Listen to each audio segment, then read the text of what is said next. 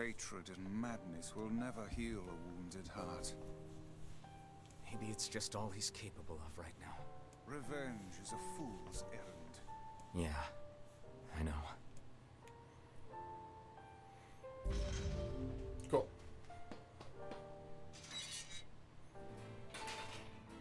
Oh yeah, he's not here now. Oh well. Maybe Popola's found some information about the Shadow Lord. Let's drop by the village. Very well.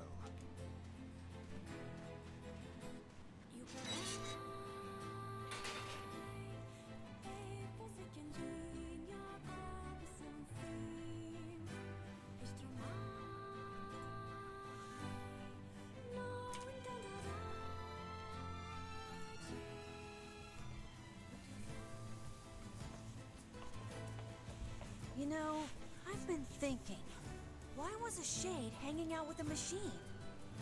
It appeared the creature was actually issuing orders to that mechanical minion. Do you think the shade had a reason for what it did? Actually. Look, it doesn't matter what a shade is or isn't thinking. All that matters is that we kill every last one of them. Right. Sure. The idea of a shade trying to protect a robot is goddamn absurd. Still, you guys should be careful. What do you mean? If the shade inside me ever takes over, I'm probably going to attack you. That's not gonna happen. You are no shade. The lad is correct. You are many things, hussy, but a shade is not one of them. Shades, for example, do not come equipped with such foul and scurrilous mouths. How about I cram your face up your own asshole, book? Don't worry, Kaine. If your shade ever takes over, I'll stop you. You will you? Thanks, Emil.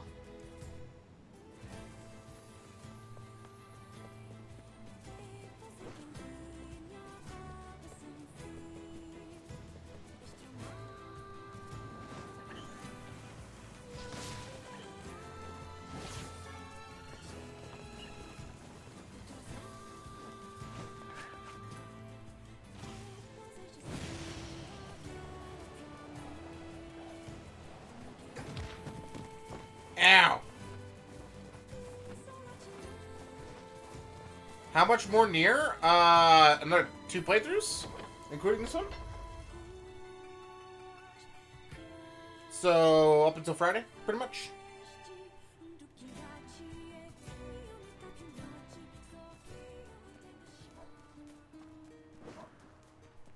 Yeah. Nier is not a short game, Chad.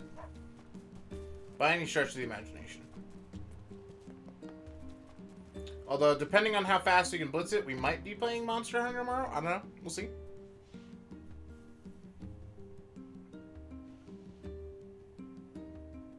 Now that we have all 33 weapons, I'm not exactly going slow.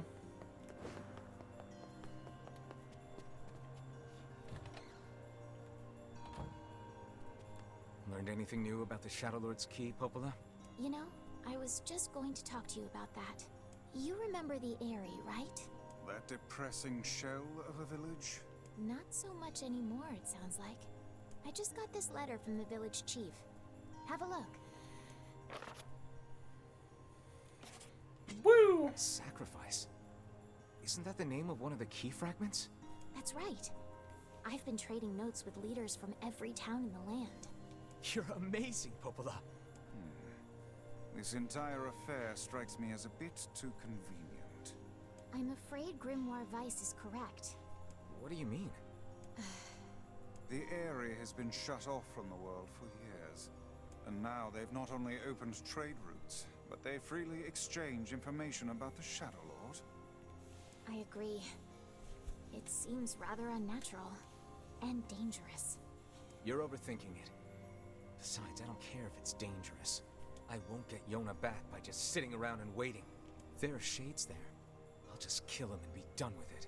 Oh dear. Well, if that's the way you feel, I guess I won't stop you. Try speaking with the chief when you get there.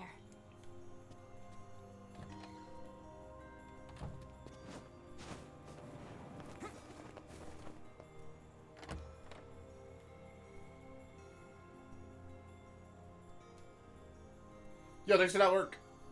2-way. The area, huh? Alright, let's go see the chief. What a soul-crushing place.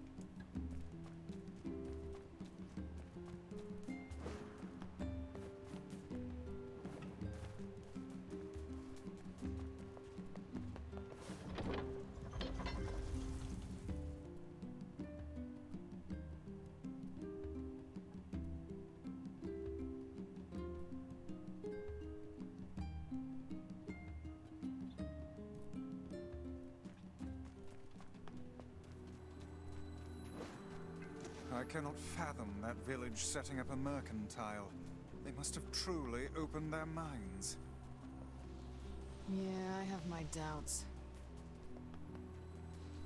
Aren't you glad to be going back home, Kaine? Home? What's up? Last month, my wife encountered some sheep in the plains, and the foul creatures kicked the very life from her. I came here to enact my revenge, but the beasts are far too violent for me to take on. So, you want me to hunt them down? No, that won't do. Oh, then what do you want? They must suffer as she suffered. My good man, we are hardly in the business of punting fluffy animals to death. I've heard you've tamed wild boars, yes? That you can mount and ride them as one would a common pack animal. That shall be my revenge. Mount your boar and ride headlong into the sheep. Annihilate them and all their kin across this plain. This is hardly the most civilized of assignments. Save your civilized concerns for one who has not experienced my pain. These animals must suffer. They must pay for what they have done to my beloved. Okay.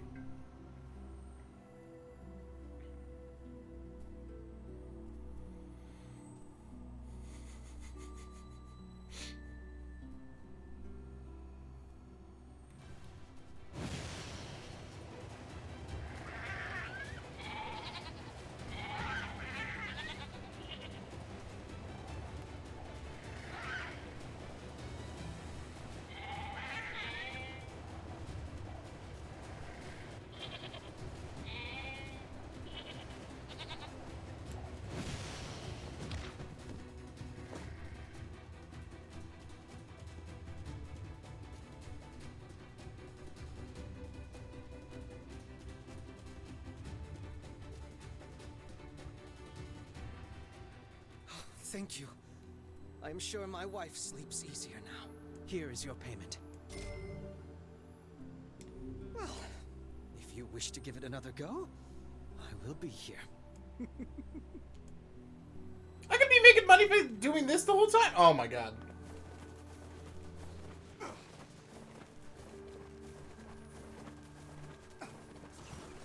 I don't really need money anymore, but that's good to know.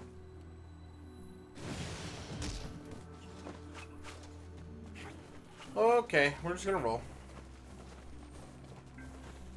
The Widow Shades won't leave me alone, and I want to kill them. They're not worth it.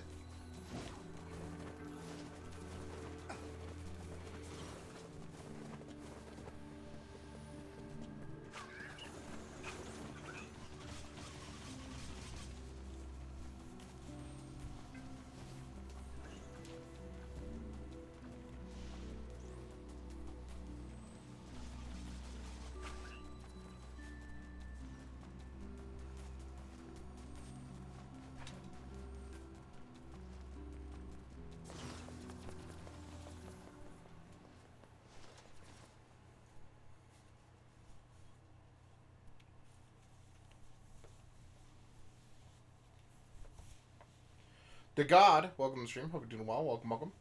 We do not desire. We do not desire needless conflict. If we can continue to live with humans, Then we can continue to live peacefully. But that young man will come. Yes, the young man will come. he will kill us all. Women and children included. What should we do? What can we do?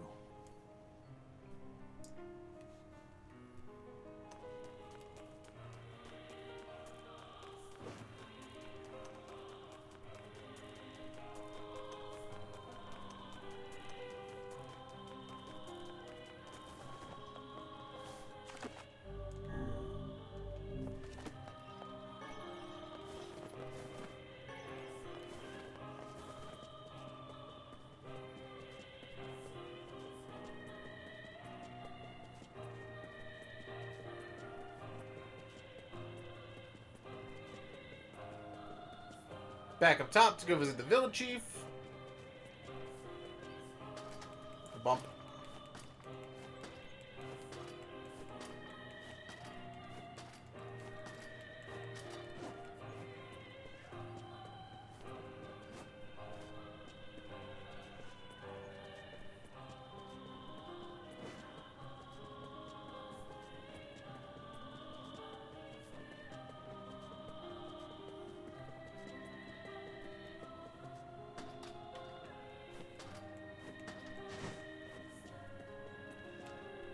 Hello?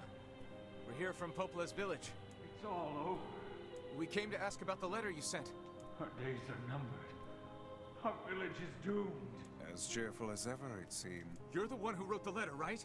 I don't know about any letter. What the hell is going on here? It may be faster for us to take our inquiries elsewhere. Let us ask around. Someone must know something.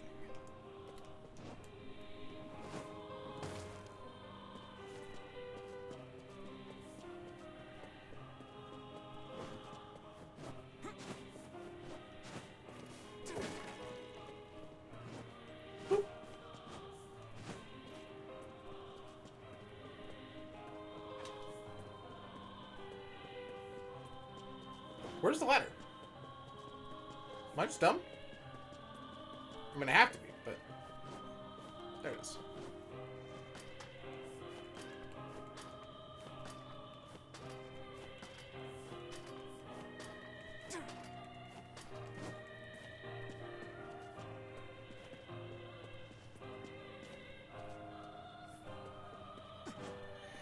Okay, let's just go back across the bridge.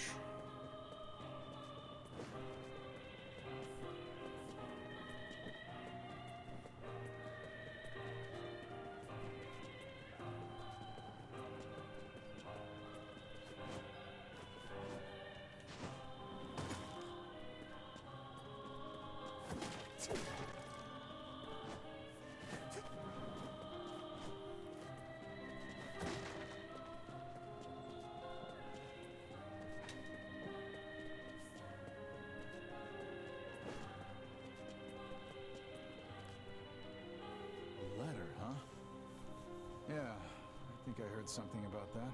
So, you know about the letter? Maybe I don't. I'm not sure. Which is it, man?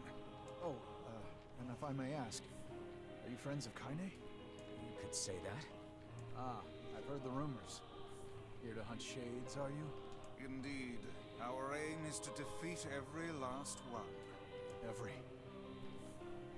last one? Everyone? Everyone. Everyone. Vice! Beware, this man is a shade. Damn it! It's a trap! They figured as much. You guys sure are taking your goddamn time. 1,000 apologies. We were distracted by the local welcoming party. Want some help? A carnival of murder? I love it. Kaine, the villagers are possessed! But not all of them. Some are still human, so be careful.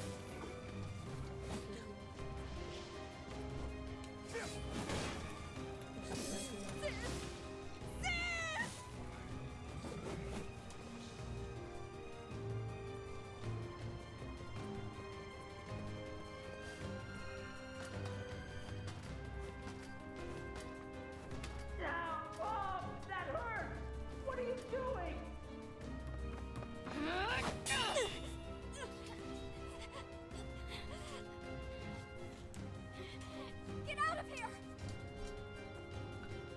No way! I'm not gonna abandon my own sister! Kaine, what's going on? Don't be fooled by this lady. She's a shade.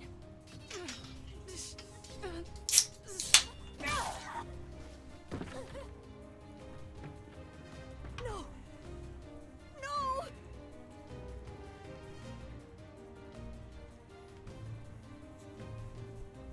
You people are the monsters here! Stay back, kid. Your sister is one of them now. I don't care what she is! She's my sister, and I love her.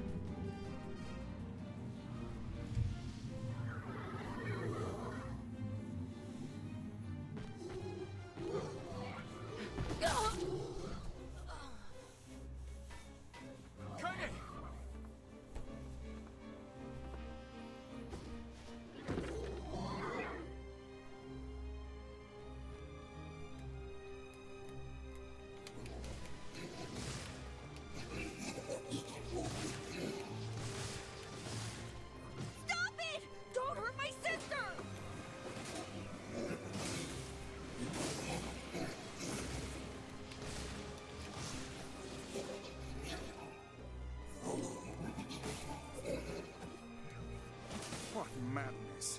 These villagers are under attack over there.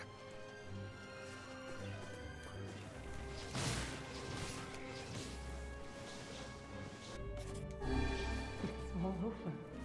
This village's history.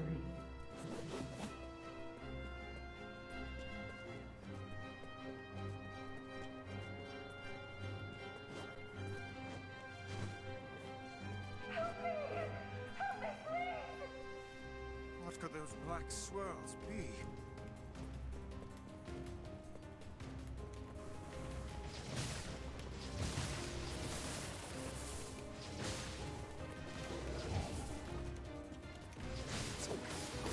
Put down that weapon, please. I beg of you.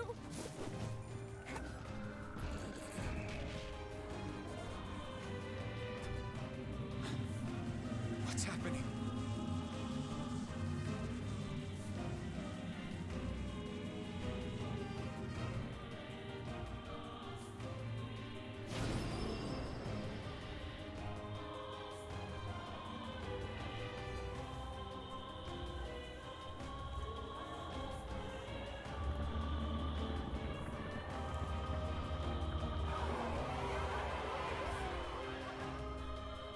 By my pages. Is this beast a shade as well? That thing sucked up the villagers. No! If we keep this up, we're gonna kill them all! We can't let that happen! Our village, our world, where am I? Who am I?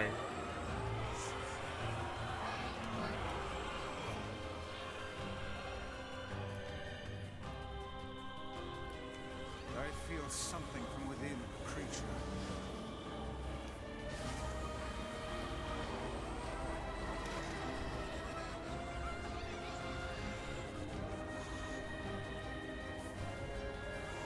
Is this the combined power of all those shades? It will take more than a barrage of magic to stop us. The first to waver is the first to die.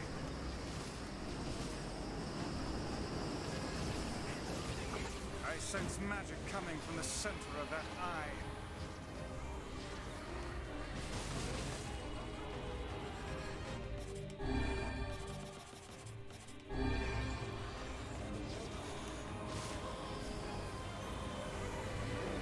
Wait! I think those are actual people! Hold nothing back. Those are shades.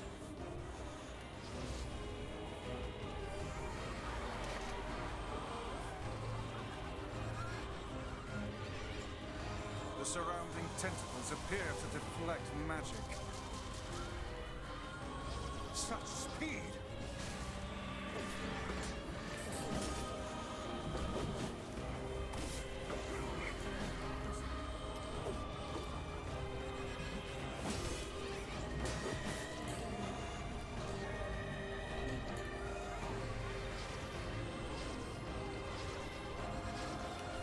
Now, focus your magic on the beast's center.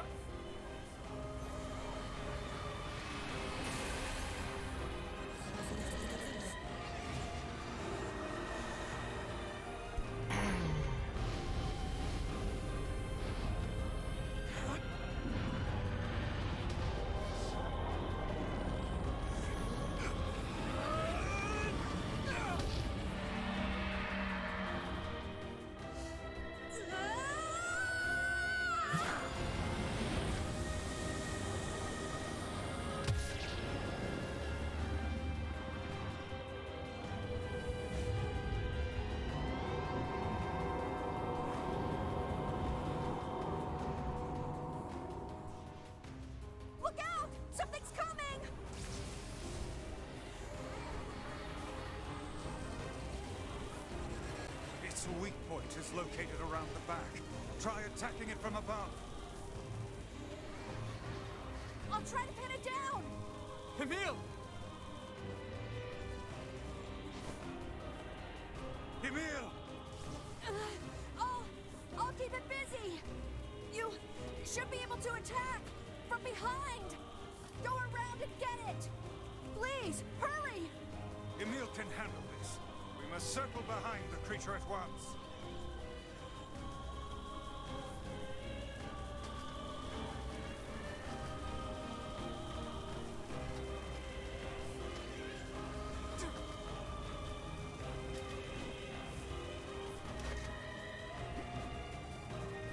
You must strike it in the eye.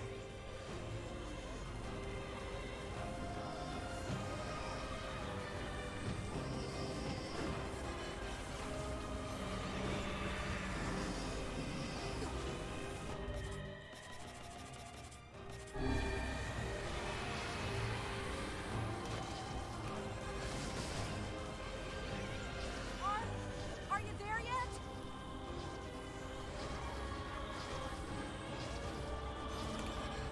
Get it!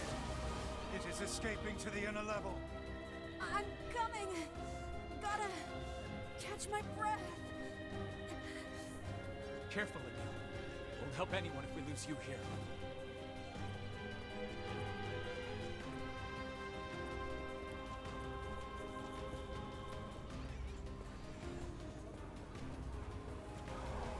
Damn it! We beat the hell out of that thing! How can it still move? Its combined powers are beyond even my greatest suspicion.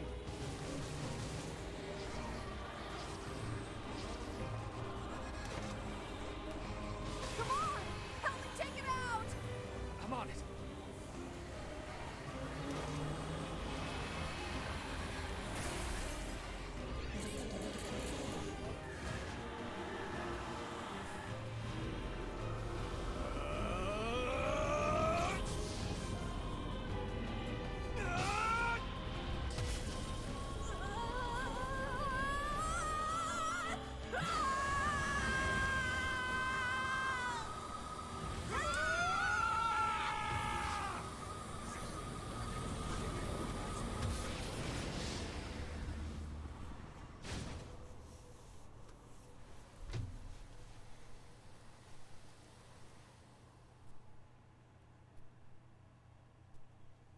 Nice.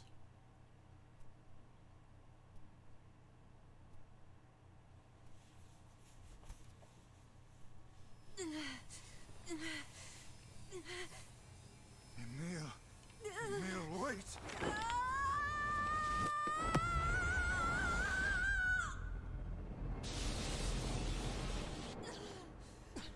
Emil!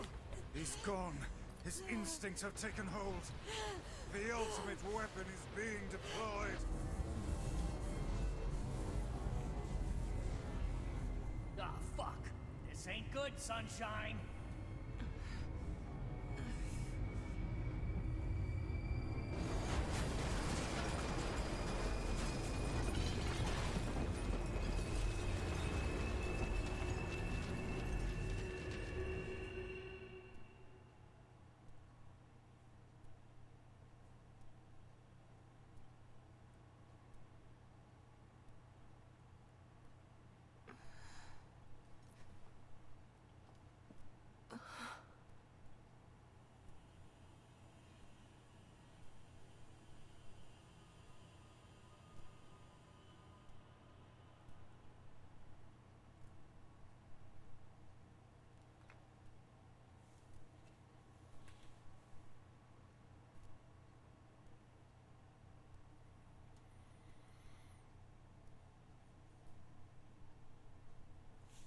Uncontrollable magic. I have to protect the people I love. That was my only thought as I unleashed a magic powerful enough to destroy not only the Shade, but everyone else as well. All of them. So many innocent lives. Destroy, eviscerate, crush, kill. These are the dark impulses that override all other thoughts. As a being that was created to be a magical weapon, these are my instincts. Or maybe it's better to call them our instincts.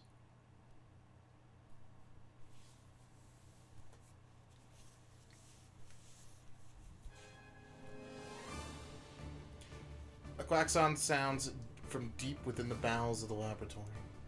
Thick metal shutters drop down, sealing off the room with a series of dull metal thuds. Abort the experiment. Number 6 is out of control. Everyone get out of here now! Get out of here! The researcher's words are abruptly cut off as a massive hand materializes out of the gloom and lifts him high into the air. The researcher begins to scream. He screams and screams, the sound echoing off the walls of the laboratory, until the hand squeezes down, coating the room in a deep crimson hue. The rest of his colleagues stand in silence, mouth open, unable to process what they've just seen. Then a female scientist takes a step back and lets fly with a heartbreaking wail. But this is a terrible mistake, for the sound of her cry suddenly brings forth a monster in all its terrible glory. Its body is a bloated corpse, its head a grinning skull, and it is massive, many times the size of a human. The head lolls from side to side as it tromps around the room on all fours, bringing to mind the wild maneuverings of some wretched, starving beast. This thing, is experimental weapon number 6, also known as Lulu. No, please stop! Oh God, save me! I want to die!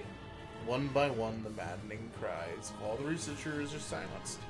Number 6 understands their petitions and pays them no heed, instead continuing its rampage of destruction and slaughter with a focus that borderlines on obsession. After an eternity, the screaming stops. The arms fall silent, and only then does the creature make a sound, howling out with an unfathomable roar that echoes up and down the empty halls of the blood-soaked laboratory. It's a sound that curses those who had dared bring such evil into the world, and yet one that also seemed to be like a pleading for help.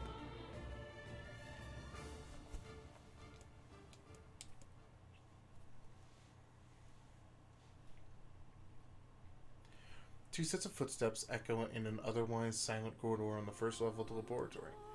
One set belongs to a young boy, his eyes blindfolded and his hands restrained. The other belongs to a severe man in a long white coat. The man drags the boy along by means of a long chain attached to a set of shackles on his wrist.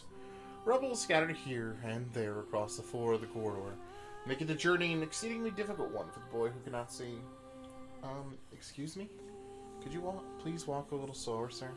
I'm not used to being blindfolded and... Rather than stopping, the man only increased his pace, causing the boy to stumble in an attempt to keep up. This last humiliation proves too much, and the boy finds him unable to arrest his fall. Without the ability to brace himself, he topples the floor, smashing his head on a pile of debris and causing a trickle of blood to worm its way down his pale, frightened face. Agonized by the pain, the boy inadvertently opens his eyes, causing the falling drops of blood to emit a strange crackling sound before transforming into tiny white rocks. "Close your damn eyes!" roars the man. "Yes, sir," stammers the boy as he slams his lid shut. He hadn't realized the blindfold had slipped off during the fall.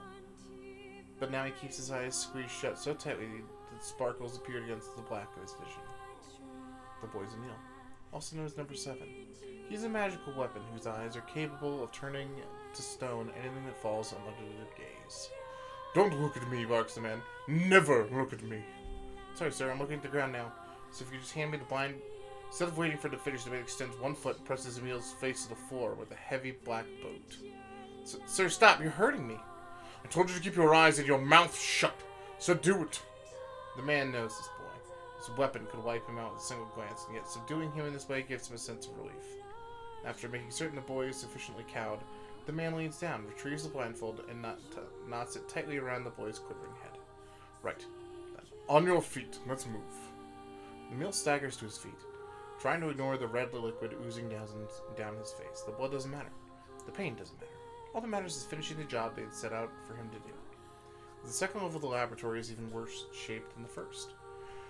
The environs are littered with rock and rubble, making the thought of a descent foothold laughable. When the man's eyes linger on the section of rubble stained in a deep red, he has a sudden image of warm, gooey brownies slathered in a strawberry sauce. His stomach lurches at the thought. Though he attempts to avert his eyes, they land on the remains of a human being rendered into what could only be described as paste. He blinks. His mind goes strangely blank before attempting to determine exactly how many humans had to be sacrificed to create scattered piles of flesh around him. After a moment, his thoughts ceased altogether, as if his mind realizes that trying to put such a thing into form is folly. You can go the rest of the way on your own, says the man, in a voice much weaker than he wishes it to be. I mean, what does it even matter? You're not human. You're a monster. This, the man spins around and dashes down the hall. The helpless Emil simply listens as the footsteps of his erstwhile captor fades into the distance. Emil finds himself alone in a room with the stench of death and blood. For a moment, he considers opening his eyes, but the thought of the horrors that await him quickly squashes his plan. Instead, he stands still and listens intently. Eventually, a far-off sound reaches his ears. It's the howl I heard before.